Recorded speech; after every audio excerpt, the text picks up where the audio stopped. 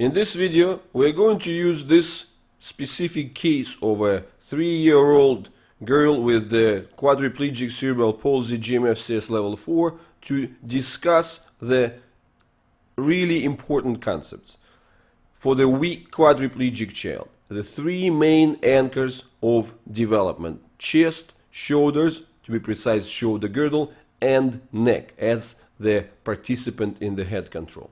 And these essentials are valid not only for the young child, let's say 2-3 years old, but it's equally valid for kids who are much older. I advise you to consider this video to be a critical and extremely important part of your education, because it's easy to celebrate the success of another child. It is easy to fully shift the responsibility on the medical professionals, PTs, OTs, and orthopedic surgeons. And the key idea of these videos, of the ABR Facts, is to empower you, a parent of a child with cerebral palsy. And I want to bring the link where you're going to look at the video, see the specific challenges and specific transformations, and then apply it at home. So test your own child. I want you to have this aha moment and sort of thinking for yourself, oh, that's why my child can't use the arms, or this is why my child can sit. I invite you to look at these videos from a perspective of a participant and yourself being a key player, not just a distant, unqualified observer, as many parents unfortunately think of themselves. You are the key person for your child, and you are the key factor in determining how far your child can progress. You, not the medical professionals. At the same time, I want to put these analytical videos into a positive context for you. Not just telling you, you see, these are the typical challenges and most likely your quadriplegic child has similar troubles as well. Yes, I do show you the typical troubles, and I encourage you to step up and study your own child. But at the same time, I'm not leaving you dry, like as if I was just showing you the troubles and then sort of washing my hands. No, I'm putting it in a positive context. I'm showing you it is possible to have things changed. These successes are achieved by their parents just like yourself. They just get themselves organized, acquired the skills, and started to work at home and managed to transform the life of their kids. ABR Facts 2012, Extended Progress Overview, 3-year-old quadriplegic girl, GMFCS level 4, part 3, video 1. 3 main anchors of development in weak quadriplegic child with cerebral palsy: chest, shoulders, and neck. Video 1 is the first main anchor of development: chest, or in other words thorax, the entire thoracic cavity, compressional strength of it. Before proceeding to the lessons about the role of the chest in the positioning of quadriplegic child, let's get a quick review of the achievements of this particular case. I think that the achievements as such, they are very straightforward. In the right window, 2010, you can see that the chest is strong and not compressible, which apparently looks in a way that you would expect a child to look. I'm actually quite amazed by how many parents completely fail to realize the depletion of the chest in their own kids, because our eyes, our sort of mind are shaped by expectations. We expect kids to look like this. But the reality is very different. So what we've seen, to begin with, I'm providing high level of support here, while maximizing it, actually being right at the level of the nipple and even in above. And what you're seeing, that the chest does not hold this compression. Under its own weight, it collapses, and that's why when she tries to come up from this position, right? So this is a relaxed one. She tries to come up. She uses all sorts of muscular twists, but the chest is still too weak. It's like weak underlying foundation, and therefore, boom, once the muscles get tired, then she gets back to the same trouble. The two most informative positions to look at the chest weakness, look at the compressibility, is this one, say the flight, when you are lifting the child by the chest and actually landing on the ground, and the sitting itself. So and this is where we can see the details much clearer in this case. Just compare these two observations. As I move the upper body, what you are seeing, the chest just folds internally. Look at this position of the nipple. Look at the overlap of the abdomen. Look at the depression of the ribs. So this is the collapse of the chest, which is being filmed up and close. And this is the opposite appearance, where we can see that upon the movement forwards, the chest holds strongly. It doesn't sink in. We don't see the overlap of the abdomen. We don't see this weird orientation of the nipples. We don't see the collapse of the chest.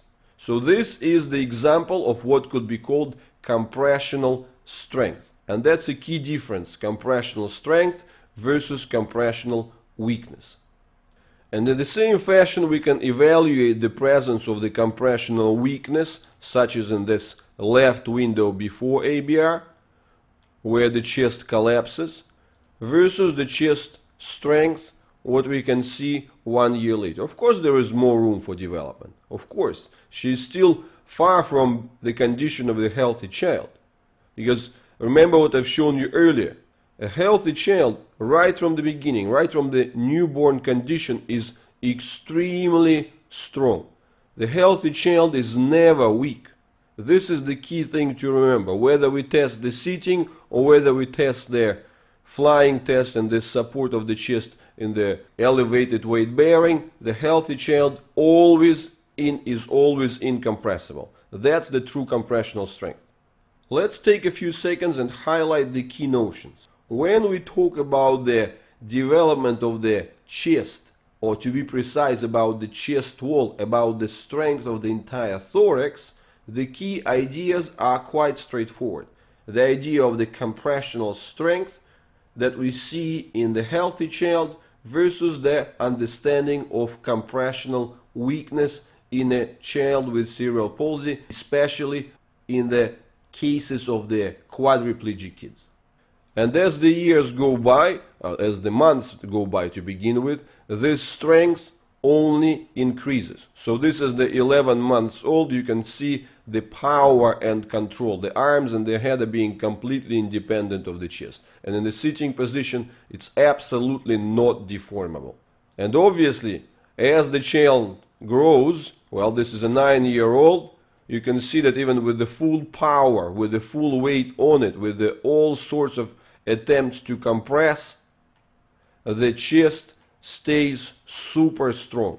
Nothing folds in it, nothing collapses. And you can see I'm walking you through variety of moves, variety of lifts, and of course lifting the child, a 9-year-old child, this way is not very comfortable, but you can see that the chest is not compressible. So this is the feature that is present all the way through life. And that's why I'm highlighting this point, that it is essential to start looking at those things early, not waiting. So I assume that you can easily see the contrast. This is the healthy child, and this is the new appearance. This is much improved chest strength of this girl after 1 year of ABR. And this is the trouble, whether it's in elevated flight position or whether it's in the sitting position, which existed prior to the ABR, prior to the beginning of the work that the parents started on strengthening this deep fascia. And when the chest is weak, those abnormalities, those challenges, they could be seen throughout a variety of positions. You can see this under different angles and under different approaches. And the opposite is true. When the strength is there, the control of the upper body positioning is having remarkable improvement. So the key message I want you to realize through this video and through other videos in the ABR Facts, that any quadriplegic child is challenged by the weak chest wall, or in general by compressional weakness of the thorax.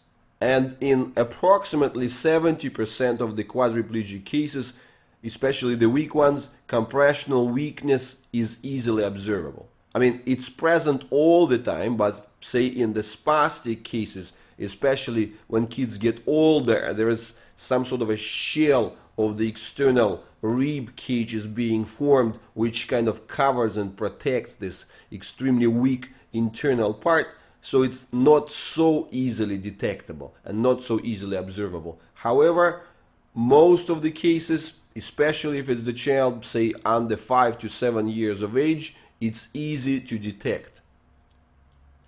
And since it's easy to detect, it's so obvious that a parent can and should be able to realize this fundamental challenge. And this is the important notion that I want you to connect to, that, well, you have to get more engaged in analyzing your child, in understanding your child, and because only then you'll be able to take the lead and the overall responsibility of the entire case, defining what are the priorities and what are the things that you can contribute and you can help with.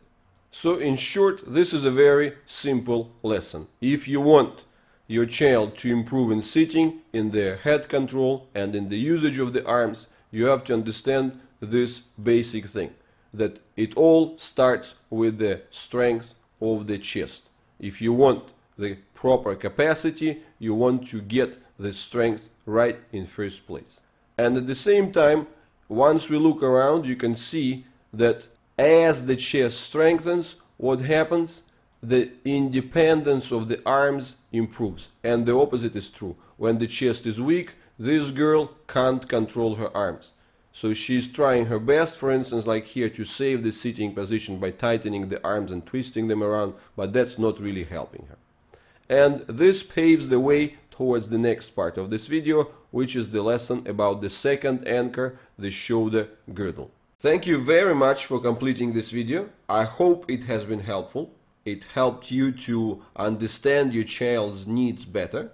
And I'd like to ask you for a favor. I hope that we can have a dialogue, because so-called social media, Facebook, YouTube, Twitter, and so on, provides all sorts of feedback tools. Like and dislike buttons, you can leave comments, you can share videos with your friends. In other words, it allows us to have a real two-way interaction instead of me just being a talking head or a voice behind the slides and the photos and you being just a faceless click for me.